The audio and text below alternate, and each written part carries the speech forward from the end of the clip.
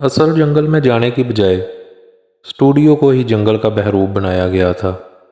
चारों तरफ पेंट शुदा तख्ते, दूर दूर तक फैली झाड़ियों, दरख्तों और पौधों का मंजर पेश कर रहे थे। स्टूडियो के मखसूस हिस्से, जिसमें सागर और माया के सीन अक्स बंद होने थे, इस हिस्से की छत के नीचे जालीदार तरपाल रखा गया था, जिसके ऊपर छोटे छोटे वाटर पंप रखे गए थे, जिनके ज़रिए पानी जालियों पर गिरता और मसनूई बारिश महसूस होती। साउंड कंट्रोलर इनके सामने कैमरों के साथ थे। हदायतकार एक एक चीज़ को चेक करने के बाद मुतमिन था। फाइनल प्रिंट में हर शय हकीकी लगना थी। सागर की शर्ट के नीचे नन्ही सी केचप की थैली अटैच की जा रही थी। माया के बाल हेयर लोशन से नम कर दिए गए थे। इसकी आंख के नीचे महरून कलर का ब्लश लगाया जा रहा था। चेहरे के इस हिस्से को बालों से ढांप देना था ताकि जख्म नजर ना आए। फिर सीन में इसे जख्म के तौर पर दिखाया जाना था। सागर के लबों पर रेड ब्लश लग चुका था। इसके मुंह में एक सुरख रंग की गोली टिश्यू पेपर में लपेट कर रखी गई थी।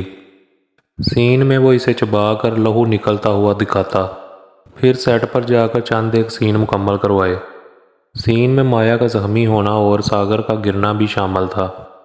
प्रोड्यूसर दोनों की अदाकारी से बेहद मुतमिन था। सीन रुकने के बाद वो सागर को मज़ीद समझाने लगा। अब सेट पर एक और इजाफा हो चुका था। 20 फुट का एक लंबा स्याह रंग का रबड़ का अजदहा, जिसे तारों के ज़रिए बांधा गया था ताकि उसे आसानी से उठाया जा सके। तारें बहुत मजबूत लेकिन पतली थीं। इसे कंट्रोल करने वाले तख्तों के पीछे बैठे थे।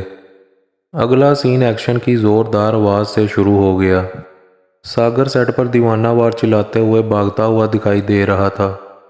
हल्की हल्की बारिश हो रही थी। साउंड सिस्टम से बादल की गड़गड़ाहट और बिजली के कड़कड़ाने की आवाज़ें बाखूबी निकाली जा रही थीं। जैसे ही बिजली कड़कती, लाइटमैन फौरन ही आंखों को चुंधियाती हुई रोशनी सेट पर फेंकता।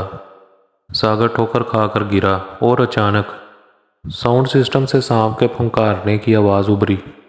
सागर के सामने स्याह खौफनाक सांप मौजूद था, जिसे तारों से अलग करके और हिला के नफरत और इश्ताल जाहिर किया जा रहा था।